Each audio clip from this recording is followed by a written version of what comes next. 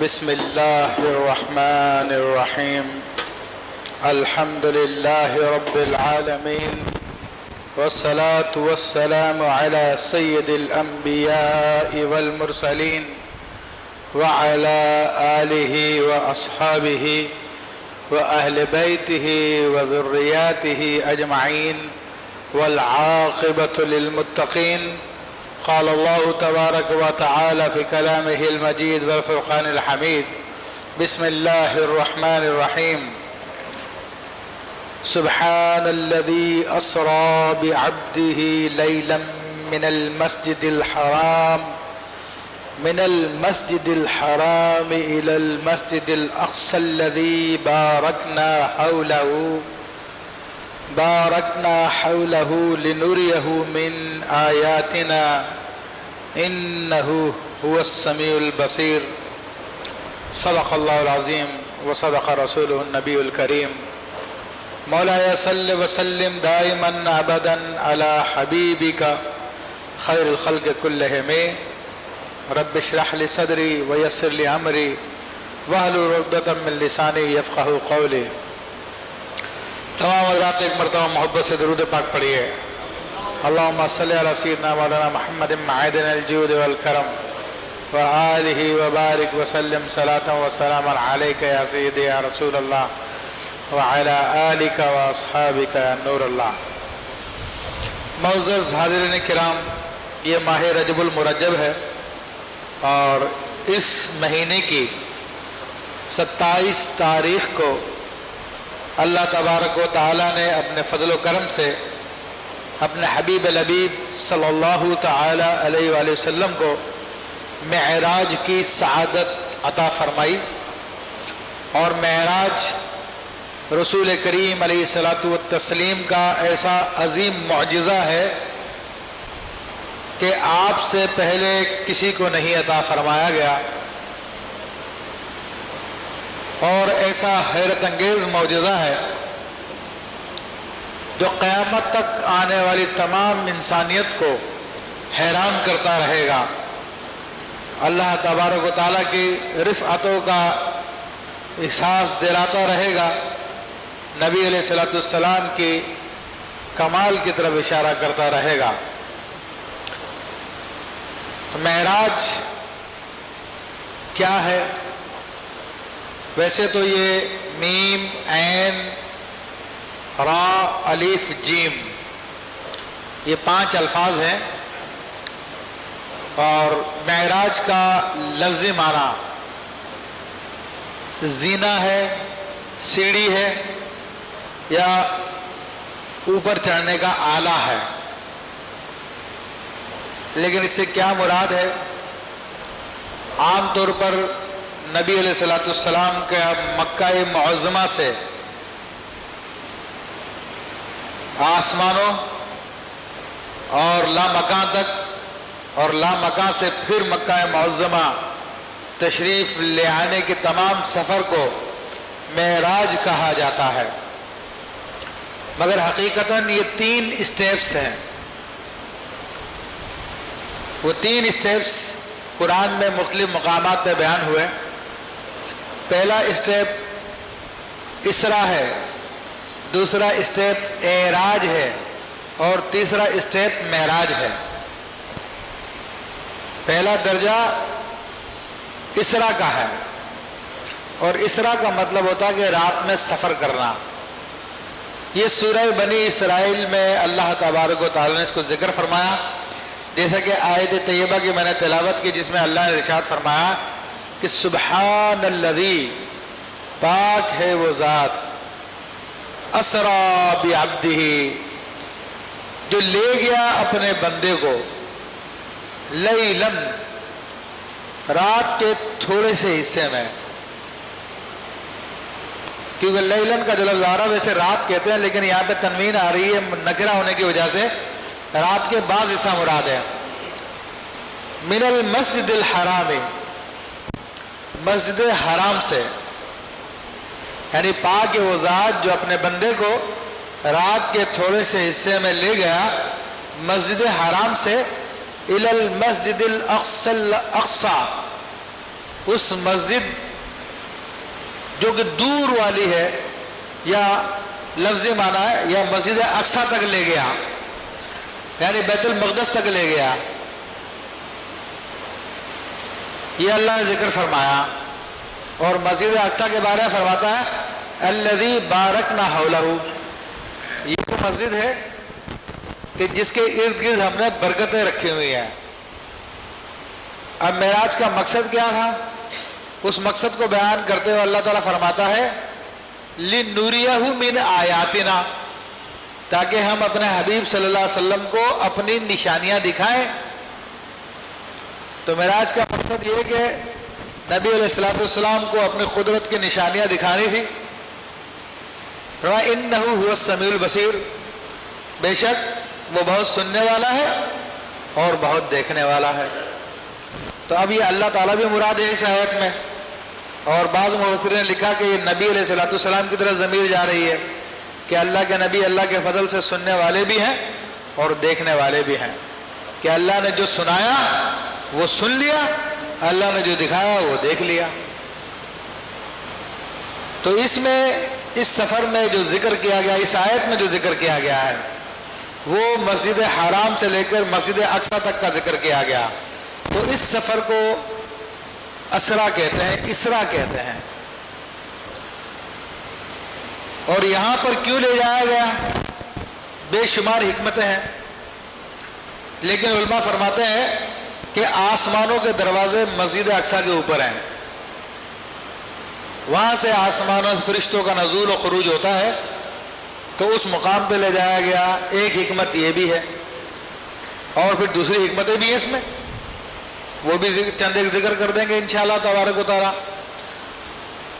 اب نبی کریم صلی اللہ علیہ وسلم کی سفر کی ابتدا کس طرح ہوئی، تو اس میں تفصیل میں تو ہم نہیں جا سکتے، لیکن مختصراً یہ ہے کہ نبی کریم رؤوف الرحیم صلی اللہ تعالیٰ علیہ وآلہ وسلم اپنے گھر پر محو استراحت تھے، رات کے وقت آرام فرما رہے تھے۔ تو ایسے میں سیدنا جبریل امین علیہ السلام آپ کی خدمت میں حاضر ہوئے۔ آپ علیہ السلام کے قدم شریف چومے، آپ علیہ السلام نے آنکھیں کھولی اور فرمایا کہ آپ کا بلاوا آیا اللہ تبارک و تعالیٰ کی جانب سے۔ نبی کریم صلی اللہ تعالی وسلم چل پڑے۔ آپ علیہ السلام ارشاد فرماتے ہیں مجھے لے کر وہ حرم شریف میں آئے، حتیم میں آئے، حجر میں آئے، حجر بھی حتیم ہی کو بولتے ہیں۔ تو یہاں پر لا کر میرا سینہ چاک کیا، میری گردن سے لے کے میرے پیٹ تک، اور میرے دل کو نکالا، اور میرے دل کو نکال کر اس کو زمزم سے غسل دیا، اور پھر ایک سونے کے برتن میں ایمان و حکمت بھرا ہوا تھا، وہ میرے دل میں اڈیل دیا۔ تو یہ نبی علیہ السلام خود نے بیان فرمایا۔ یہ شق صدر یہاں پر بھی ہوا تھا، شق صدر بچپن میں بھی ہوا، شق صدر اعلان نبوت کے وقت بھی ہوا۔ 3 شق صدر یعنی 3 آپریشنز، یہ روحانی آپریشن ہے، اور جو لوگ روحانیت کا سفر طے کرتے ہیں تو ان کی بھی آپریشن کیے جاتے ہیں نبی علیہ السلام کی مطابعت میں۔ تو بہرحال وہ ایک الگ معاملہ، وہ اس جو راہ سلوک کے مسافر ہیں ان کے ساتھ معاملہ پیش آتا ہے۔ نبی علیہ السلام کے قلب اطہر کو جب یہ تیسری مرتبہ غسل دیا گیا اور اس میں ایمان و حکمت رکھا گیا، تو بات یہ ہے کہ آپ علیہ السلام کو اس عالم سے نکل کر دوسرے عالم میں داخل ہونا تھا، اور تمام عالموں سے باہر بھی جانا تھا۔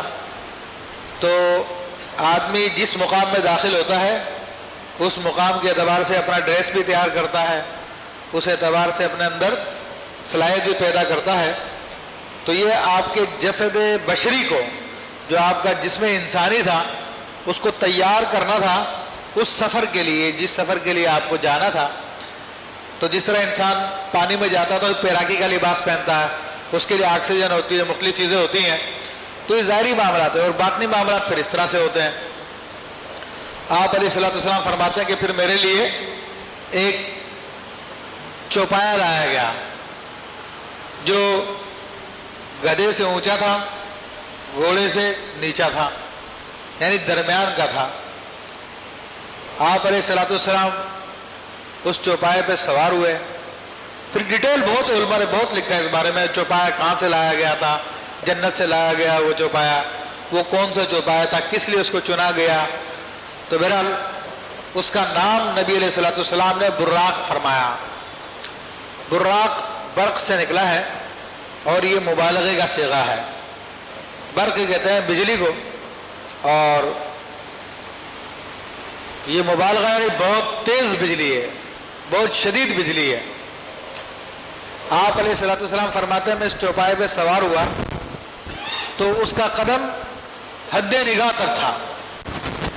وہ اتنا لمبا قدم رکھتا ہے جہاں تک انسان کی نگاہ جو جاتی ہے اس سے بھی آگے قدم رکھتا تھا. وہ اتنی تیز اس کی رفتار تھی. جب ایک قدم اتنا تو اندازہ کر لیجئے کہ کتنی تیز رفتار ہوگی. اور قربان جائے آقا مولا محمد رسول اللہ صلی اللہ علیہ وسلم پر کہ جس زمانے میں بجلی بھی نہ تھی تو اس زمانے میں سرکار دو عالم صلی اللہ علیہ وسلم نے اس کا نام برق رکھا, براق رکھا. برق نہیں براق رکھا. حالانکہ اس زمانے میں انسان بجلی کی حقیقت سے ناچنا تھا. صرف ایک آسمانی بجلی تھی جو اوپر سے کونتی تھی اور جلا دیا کرتی تھی, اس کے علاوہ تو اور بجلی کا تصور نہیں تھا. لیکن یہاں پر سرکار دو عالم صلی اللہ علیہ وسلم کی عقل اور حکمت کو سلام کہ سفر کی بات ہو رہی ہے اور فاصلے طے ہونے کی بات ہو رہی ہے. تو اس زمانے میں آپ نے سفر کی جو ٹائم کی کیلکولیشن کی ہے اس کو بجلی کی سپیڈ کے ساتھ آپ نے بیان کیا. آج سائنس نے بتایا ہم کو کہ بجلی کی سپیڈ 1,86,000 مائلز پر سیکنڈ ہے. تو ایک سیکنڈ میں 1,86,000 میل طے کر لیتی ہے بجلی. تو نبی کریم صلی اللہ علیہ وسلم نے اس زمانے میں برق نہیں براق فرمایا.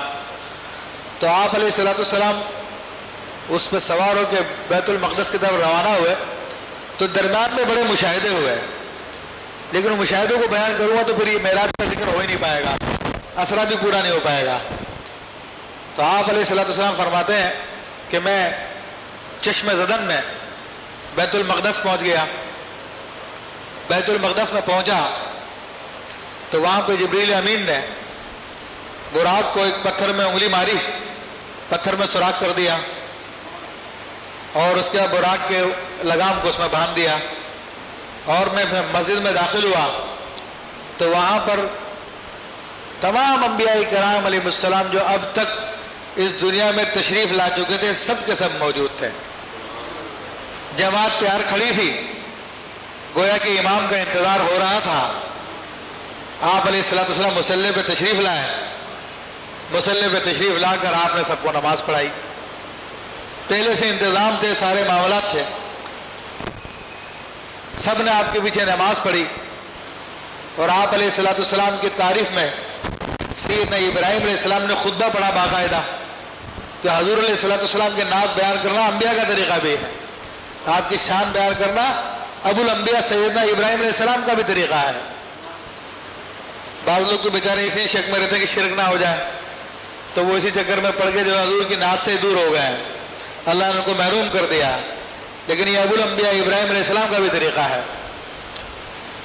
تو اعلیٰ حضرت رحمۃ اللہ تعالیٰ علیہ اس سفر کی جو نماز ہے اس کی حکمت بیان کرتے ہیں کہ یہ نماز پڑھانے میں حکمت کیا تھی کہ جناب آپ مکہ شریف سے تشریف لا رہے ہیں, سب لوگ جماعت بیٹھی ہوئی ہے, مسجد بھری ہوئی ہے اور آپ نے مصلی پہ کھڑے ہوئے آپ نے نماز پڑھانا شروع کر دی. تو آپ فرماتے ہیں نماز اقصی میں تھا یہی سر, آیا ہو مانا ہے اول و آخر. آیا ہمارے ظاہر ہونا, یعنی نماز اقصی میں مسجد اقصی میں جو نماز حضور نے ادا فرمائی, جماعت کرائی, اس میں یہی راز پوشیدہ تھا تاکہ سب کو پتہ چل جائے کہ اول کون ہے اور آخر کون ہے. یعنی حضور علیہ الصلوۃ والسلام اپنی تخلیق کے اعتبار سے اللہ تبارک و تعالیٰ کی سب سے پہلی مخلوق ہے اور آپ نبیوں میں سب سے آخر میں تشریف لائے ہیں تو اس لیے آپ آخر بھی ہیں. سب سے پہلے پیدا ہوئے تو آپ اول ہیں, سب سے آخر میں تشریف لائے تو آپ آخر ہیں. تو فرماتے ہیں کہ نماز اقصی میں تھا یہی سر, آیا ہو مانا اول و آخر, کہ دست پستہ کھڑے تھے پیچھے سلطنت جو پہلے کر گئے تھے. سارے کے سارے بادشاہان، سارے کے سارے انبیاء کرام آپ کے پیچھے کھڑے ہوئے تھے. انبیاء بادشاہ ہیں، اپنے اپنے قوموں کے بادشاہ، بادشاہوں سے بڑھ کے اپنا مقام ہے. تو دست بستہ کھڑے تھے پیچھے سلطنت جو پہلے کر گئے تھے. تو یہ راز تھا، یہ بتانا تھا کہ اللہ کے حبیب آخر میں آئے مگر سب کے سردار یہی ہیں. پھر آپ علیہ الصلوۃ والسلام یہاں سے پھر آگے تشریف لے کے جاتے ہیں. اور یہ جو واقعہ میں نے آپ کو ذکر کیا، یہ اہل کتاب کی کتابوں سے بھی ثابت ہے کہ اس زمانے کے بعد لوگ ان کو پھر ایک روایت آ جائے گی، دوسرا ایک طرف چلی جائے گی بات، ہماری بات رہ جائے گی. بہرحال تو آپ یہاں تک آپ کا سفر اسرا تھا کہ رات میں سفر کرنا تھا. اب اس کے بعد اعراج شروع ہوتی ہے. اعراج یعنی بلند ہونا. اب نبی علیہ الصلوۃ والسلام اسی براق پر اب آسمانوں کی طرف سفر کرتے ہیں اور چشم زدن میں آسمانوں پر پہنچ جاتے ہیں. آسمانوں کا دروازہ کھلوایا جاتا ہے، آپ علیہ الصلوۃ والسلام کا نام سنا جاتا ہے اور دروازہ کھول دیا جاتا ہے. پہلے آسمان پر آپ علیہ الصلوۃ والسلام کی ملاقات ابو البشر سیدنا آدم علیہ السلام سے ہوتی ہے. آپ فرماتے ہیں کہ وہ ایک بزرگ شخص ہے جن کے دائیں جانب بھی کچھ لوگ ہیں، بائیں جانب بھی کچھ لوگ ہیں. وہ دائیں جانب دیکھتے ہیں تو مسکراتے ہیں اور بائیں جانب دیکھتے تو روتے ہیں. تو جبریل امین سے فرمایا کہ جبریل کون ہے یہ؟ تو عرض کی یا رسول اللہ صلی اللہ علیہ وسلم یہ آدم علیہ السلام ہے. دائیں جانب ان کی اولاد وہ ہے جو جنتی ہے اور بائیں جانب وہ اولاد ہے جو جہنمی ہے. جنتیوں کو دیکھ کے خوش ہوتے ہیں، جہنمیوں کو دیکھ کے روتے ہیں. پھر سیدنا آدم علیہ السلام سلام کرتے ہیں آپ کو، السلام علیکم یا نبی صالح یا ابن صالح، اے صالح نبی، اے صالح بیٹے تمہیں سلامتی ہو. نبی علیہ السلام جواب دیتے ہیں. پھر آپ علیہ السلام دوسرے آسمان پہ تشریف لے جاتے ہیں، تیسرے پر، چوتھے پر، پانچویں پہ، چھٹے پہ، ساتویں پر. ہر آسمان پر کسی نہ کسی نبی سے ملاقات ہوتی ہے، جن میں حضرت ادریس علیہ السلام، حضرت موسیٰ علیہ السلام، حضرت ہارون علیہ السلام، حضرت عیسیٰ علیہ السلام، حضرت ابراہیم علیہ السلام. ان انبیاء کرام کا ذکر آیا ہے. یہ مختلف آسمانوں پہ مختلف انبیاء کرام تھے. حضرت ابراہیم علیہ السلام کا 2 جگہ ذکر آیا کہ چوتھے آسمان پہ بھی اور 7ویں آسمان پہ بھی. تو 7ویں آسمان پر یہ بیت المعمور ہے. بیت المعمور فرشتوں کا کعبہ ہے، روحوں کا کعبہ ہے. زمین پہ جو کعبہ ہے یہ جسموں کا کعبہ ہے کہ اس کی جانب جسم پھرتے ہیں، اور روحوں کا جو کعبہ وہ بیت المعمور ہے، وہ 7ویں آسمان پر ہے. تو ابراہیم علیہ السلام اس کو ٹیک لگا کے بیٹھے ہوئے ہیں، ان سے ملاقات ہوئی، اسی قسم کے کلمات ہوئے. پھر نبی کریم صلی اللہ تعالیٰ علیہ وسلم فرماتے ہیں کہ پھر مجھے عرش کے نیچے لے جایا گیا، اور عرش کے نیچے لے جایا گیا. وہاں پر میں نے جنت کو، جہنم کو، سب کا مشاہدہ کیا. تو اب اس کے بعد آپ علیہ الصلوۃ والسلام فرماتے ہیں کہ میرے لیے رف رف بھیجا گیا. اب رف رف کیا ہے؟ اس کی 2 تفسیریں آئی ہیں کہ رف رف ایک سواری ہے جو مثل ایک سبز چادر کے ہے. سرکار دو عالم صلی اللہ علیہ وسلم اس چادر پہ بیٹھے، وہ چادر لے کے آپ کو اڑنا شروع ہو گئی. ایک روایت میں تھا کہ وہ چڑیا کا جو گھونسلہ ہوتا ہے اس طرح کا ایک چیز تھی، اس میں بیٹھا، وہ لے کے مجھے اوپر اٹھ گئی. وہ لفٹ کا ایک منظر ہے کہ جس طرح لفٹ ہمارے یہاں آج کل چلتی ہے، تو وہ بہت آگے یعنی لے گئی، جو نبی علیہ الصلوۃ والسلام کو لامقام میں لے گئی تھی. لیکن اس سے پہلے جبریل امین آپ کے ساتھ سدرۃ المنتہا تک ساتھ رہے. سدرۃ المنتہا یہ فرشتوں کی حد ہے، اس سے آگے فرشتے نہیں جا سکتے، کہ فرشتے نورانی مخلوق ہیں اور یہ عالم جبروت ہے. عالم جبروت کے بعد پھر عالم ذات ہے، عالم لاہوت ہے جو اللہ کی ذات کا عالم ہے. وہاں کا نور اس نور سے بہت زیادہ تیز ہے. تو جب سدرۃ المنتہا سے آگے رسول اللہ صلی اللہ علیہ وسلم بڑھے. اچھا سدرۃ المنتہا کیا ہے؟ سدرہ کہتے ہیں بیری کو، بیری کا جو درخت ہوتا ہے جس میں بیر لگتے ہیں اس کو سدرہ کہتے ہیں عربی زبان میں.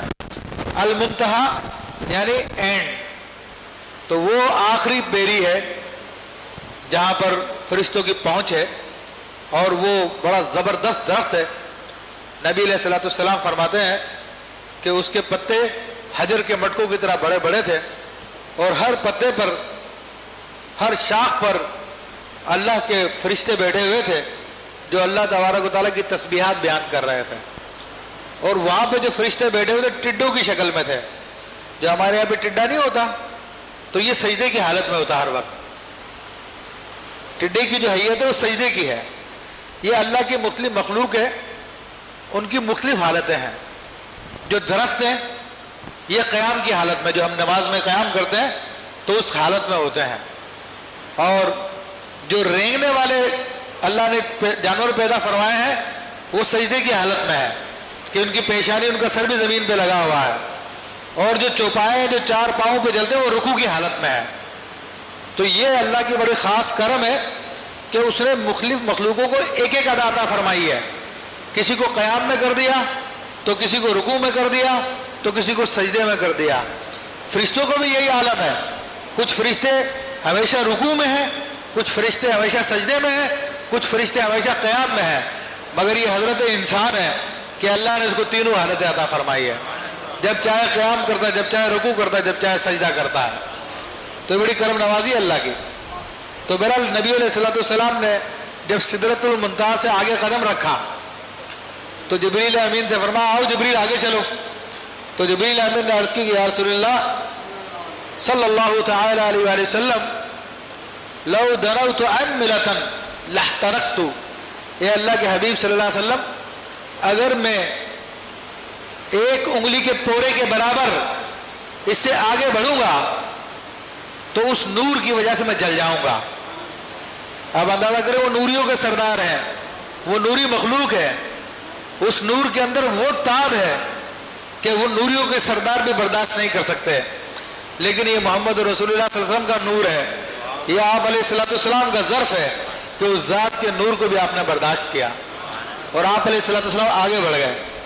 اور یہاں پہ بڑا دلچسپ واقعہ آتا ہے کہ جبریل امین سے حضور نے پوچھا اے جبریل میں ابھی اللہ کے بارگاہ میں جا رہا ہوں، تمہاری کوئی حاجت ہو تو بیان کرو. تو جبریل امین نے عرض کی کہ یا رسول اللہ صلی اللہ علیہ وسلم میری ایک درخواست ہے، آپ اللہ کی بارگاہ میں پیش کر دیجئے کہ کل بروز قیامت جب آپ کی امت پل صراط میں سے گزرے. میرے بھائی پل صراط بڑا خطرناک پل ہے جس میں سے ہر انسان کو گزرنا ہے. آج ہم لوگ غفلت میں پڑے ہوئے ہیں، ہمیں اس کا کوئی احساس نہیں ہے. اپنی دنیا کو بنانے کے لیے لگے ہوئے ہیں، دنیا کی تیاریوں میں لگے ہوئے ہیں، فیوچر کو سیٹ کر رہے ہیں، لیکن جو اصل فیوچر ہے اس کو بھولے ہوئے ہیں. اس پل صراط میں سے سب کو گزرنا ہے. قیامت کے دن میدان محشر میں لگایا جائے گا، جہنم پر ہوگا جو بال سے زیادہ باریک، تلوار کی دھار سے زیادہ تیز ہے. اس پل پہ سے گزرنا ہوگا. تو بہت خطرناک عالم ہے وہ، اور بڑا اس کا منظر ہے. اس کے ارد گرد آنکڑے لگے ہوئے ہیں جو بندوں کو پکڑ پکڑ کے جہنم میں پھینک رہے ہوں گے. جس کو اللہ چاہے گا وہ بچے گا. تو جبریل امین نے عرض کی یا رسول اللہ صلی اللہ علیہ وسلم میری درخواست ہے کہ کل جب آپ کی امت پل صراط میں سے گزرے تو مجھے اللہ تعالیٰ اجازت ہے کہ میں اپنا پر نیچے بچھا دوں تاکہ آپ کی امت آسانی سے گزر جائے. تو جبریل امین بھی دیکھیں رسول اللہ صلی اللہ علیہ وسلم سے محبت کرتے تھے اور ان کو پتا تھا کہ رسول اللہ صلی اللہ علیہ وسلم کس بات سے راضی ہوتے ہیں. حضور صلی اللہ علیہ وسلم کی یہ خواہش تھی کہ میری امت بچ جائے، میری امت کو جہنم سے بچا لیا جائے.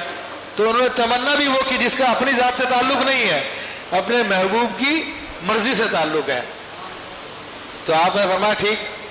تو علماء نے یہ بھی نقطہ بیان فرمایا کہ اصل میں یہ جبریل امین کے ایک احسان کا بدلہ اتارنا تھا. وہ احسان کیا تھا؟ جب ابراہیم علیہ السلام کو نار نمرود میں پھینکا جا رہا تھا، نمرود کی آگ میں ڈالا جا رہا تھا اور آپ ہوا میں تھے، ابھی آگ میں گرنے والے تھے، اور رسول اللہ صلی اللہ علیہ وسلم کا نور ان کی پشت میں تھا، ان کی پیشانی میں تھا.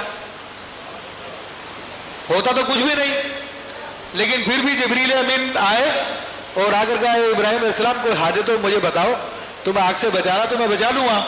آپ نے فرمایا حاجت تو مگر تم سے نہیں ہے، حاجت تو مگر تم سے نہیں ہے۔ کہا پھر کرو اللہ سے دعا۔ کہا وہ میرے حال کو جانتا ہے، وہ مجھے دعا کی بھی حاجت نہیں ہے۔ وہ تسلیم و رضا کا منظر تھا وہ۔ تو اب یہ ایک احسان تھا نبی علیہ السلام کے والد ماجد پر، ابراہیم علیہ السلام پر جبریل امین کا۔ تو اب جبریل امین کے احسان کا بدلہ سدرۃ المنتہا پہ اتارا کہ وہاں تک تمہاری رسائی تھی تم نے کر لیا، اب ہماری رسائی ہے، بتاؤ کیا کر رہا۔ اب پھر اس مقام پہ لا کے رف رف لایا گیا اور آپ علیہ السلام کو ایک مقام پہ لے جایا گیا جسے لا مکان کہتے ہیں، جو کوئی مکان نہیں ہے۔ وہ کیا کیفیت ہے وہ اللہ تبارک و تعالیٰ جانتا ہے وہ کیا کیفیت ہے۔ تو بہرحال سرکار دو عالم صلی اللہ علیہ وسلم اس مقام پر پہنچتے ہیں تو فرمایا کہ وہاں پر ایک اجنبیت تھی۔ وہ اجنبیت میں انسان کو بشری طور پہ ایک وحشت ہوتی ہے، انسان اس کو لائک نہیں کرتا۔ تو آپ فرما رہے تھے کہ اس وقت مجھے سیدنا ابو بکر صدیق رضی اللہ تعالیٰ کی آواز آئی، تو میرے دل میں خیال آیا کہ یہ کیا معاملہ ہے کہ ابو بکر صدیق مجھ سے پہلے پہنچے ہوئے۔ اچھا بعض روایتوں میں کہ حضرت علی کرم اللہ وجہ الکریم کی آواز آئی۔ تو پھر آپ کو بتایا گیا کہ اللہ تبارک تعالیٰ نے بتایا اے محبوب صلی اللہ علیہ وسلم، یہ آواز جو آپ کو سنائی گئی ہے آپ کی وحشت کو دور کرنے کے لیے سنائی گئی ہے۔ آدمی ایسے وقت میں اس کو یاد کرتا ہے جس سے محبت کرتا ہے۔ تو یہ فرشتے نے آواز نکالی تھی ابو بکر صدیق کی، یہ سیدنا علی کرم اللہ وجہ الکریم کی۔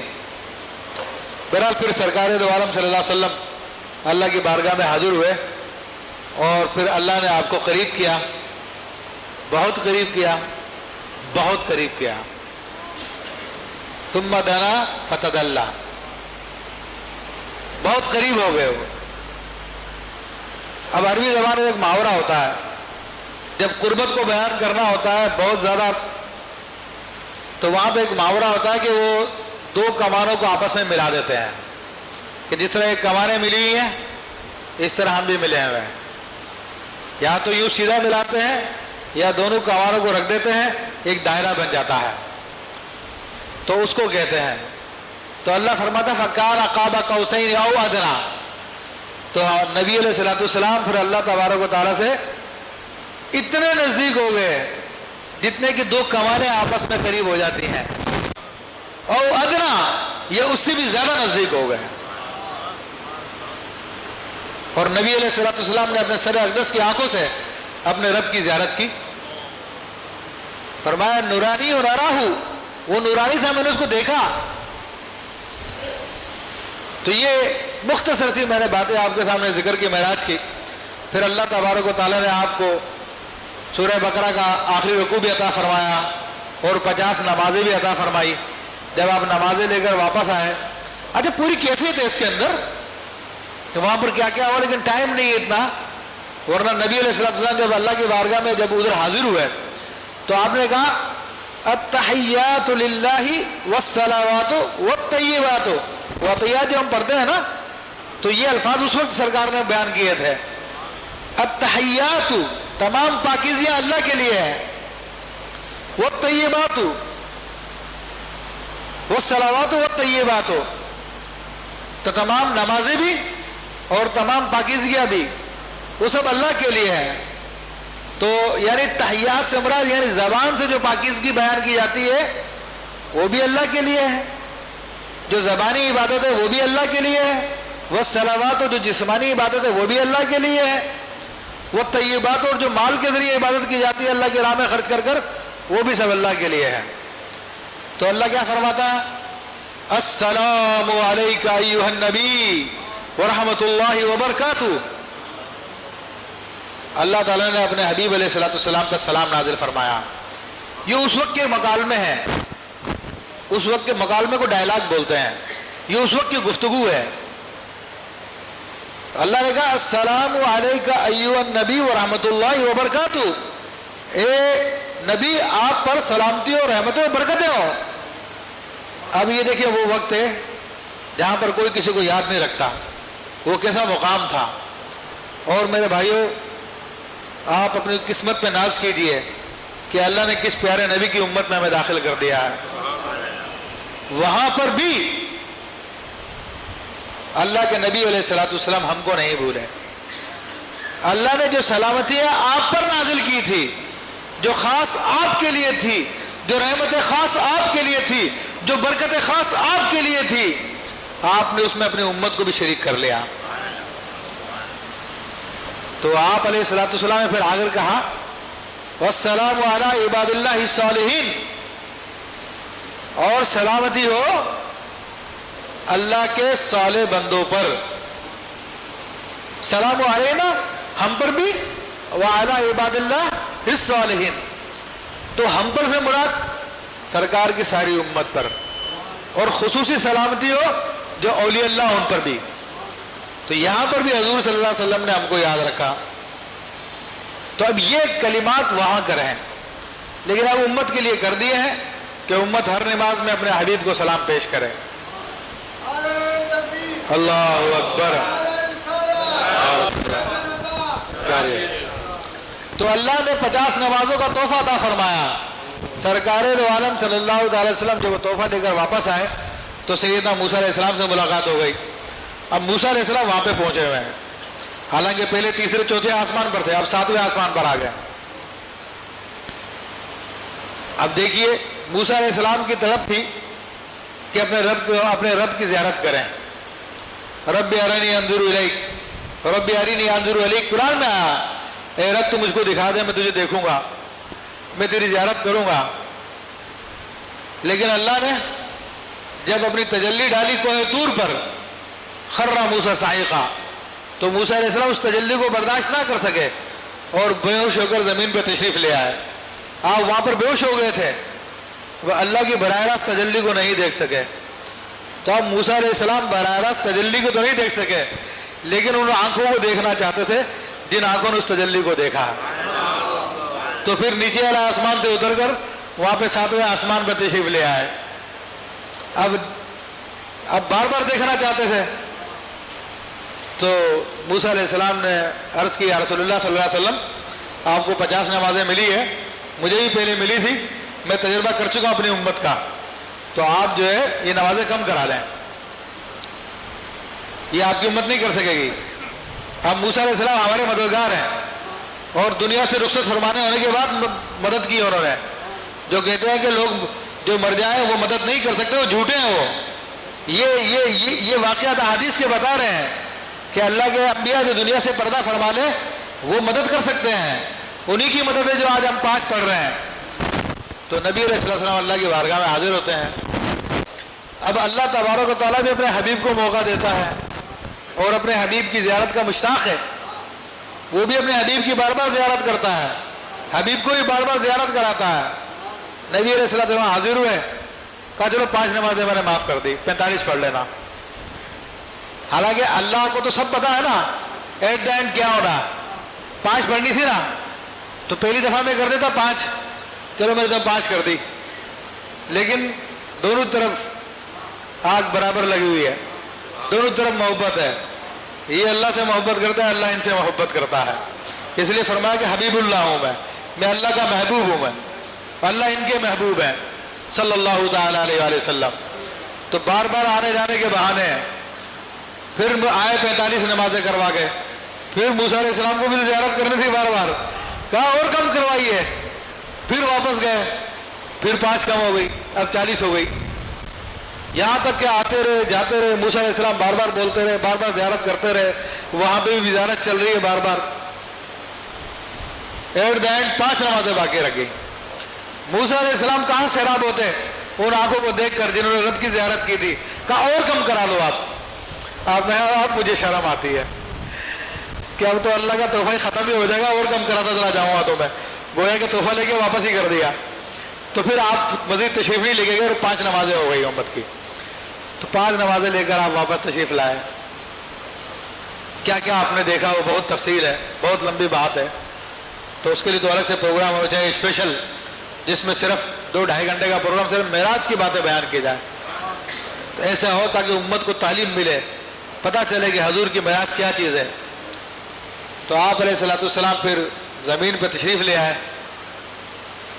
جب آپ اپنے دولت قلعے پہ پہنچے ہیں تو آپ علیہ الصلوۃ والسلام فرماتے ہیں کہ میں نے وضو کیا تھا تو میرے وضو کا پانی بہہ رہا تھا، میں اٹھ کے چلا گیا تھا۔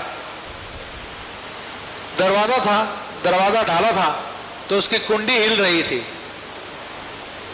اور میں پوری معراج کر کر واپس آ گیا، ابھی پانی بہہ کر رکا نہیں تھا، ابھی کنڈی ہل کے رکی نہیں تھی، میں واپس بھی آ گیا۔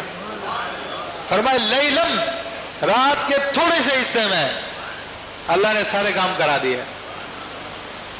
اور علماء فرماتے 27 سال حضور صلی اللہ علیہ وسلم نے وہاں پر گزارے ہیں، 27 سال گزارے ہیں، اور یہاں پر بھی پانی بہہ کے چلا رکا نہیں ہے، کنڈی ہل کے بھی تھمی نہیں ہے، اور حضور سارا کام کر کے واپس آ گئے۔ پتہ کیوں ہوا ایسا؟ ہاں، وہ جو نہ تھے تو کچھ نہ تھا، وہ جو نہ تھے تو کچھ نہ تھا، وہ جو نہ ہو تو کچھ نہ ہو، جان ہے وہ جہان کی، جان ہے تو جہان ہے۔ جہان کی جان چلی گئی تھی نا، تو جس حالت میں تھا وہیں رک گیا تھا، جس حالت میں تھا وہیں رک گیا تھا، پانی بہتا بہتا تھم گیا تھا، کنڈی ہلتے ہلتے تھم گئی تھی، جان نکل گئی تھی، اپنے رب کی بارگاہ میں حاضر ہو گئی تھی۔ جب جان دوبارہ آئی تو دوبارہ سے وہ کام شروع ہو گیا۔ تو وہ جو نہ تھے تو کچھ نہ تھا، وہ جو نہ ہو تو کچھ نہ ہو، جان ہے وہ جہان کی، جان ہے تو جہان ہے۔ تو میرے بھائی باتیں تو بہت ہیں معراج شریف کی، پھر اس کے بعد بھی بڑے دلچسپ واقعات ہیں، بڑے معاملات ہیں، اس کے اوپر کفار کے سوال جواب ہیں، آپ علیہ الصلوۃ والسلام کا نشانیاں بتانا ہے، اور پھر اس پر اعتراضات بھی ہیں معراج پر۔ تو اصل تو اعتراضات کفار کی طرف سے ہیں، جو کہتے ہیں کہ جسمانی معراج ہو ہی نہیں سکتی، آپ کی معراج ہوئی نہیں، کہ جسم جو ہے خلا سے باہر نکل نہیں سکتا۔ تو اب انہی کے فضلہ خوار کچھ لوگ ہمارے مسلمان کہلانے والے انہی کی بولی بولتے ہیں، وہ کہتے ہیں کہ جناب سائنس کی بھی رہ جائے اور اسلام کی بھی رہ جائے، تو کہا خواب میں ہوئی تھی وہ معراج، تم لوگ بلا وجہ حضور کی معراج کا انکار کر رہے ہو، ہم کب کہہ رہے جسم کے ساتھ گئے تھے، خواب میں ہوئی تھی وہ، تو خواب میں تو جا سکتا ہے بندہ، لیکن ہم اس کو نہیں مانتے، ہم کہتے ہیں حضور اپنے جسم کے ساتھ تشریف لے گئے تھے۔ تو یہ کبھی موقع ملا تو اس کو پھر سائنٹیفکلی توجیہات اور دوسری عقلی توجیہات بیان کی جائے گی۔ اللہ تبارک و تعالیٰ ہمیں اپنے حبیب علیہ الصلوۃ والسلام کے فیض و برکات عطا فرمائے، آمین بجاہ النبی الامین۔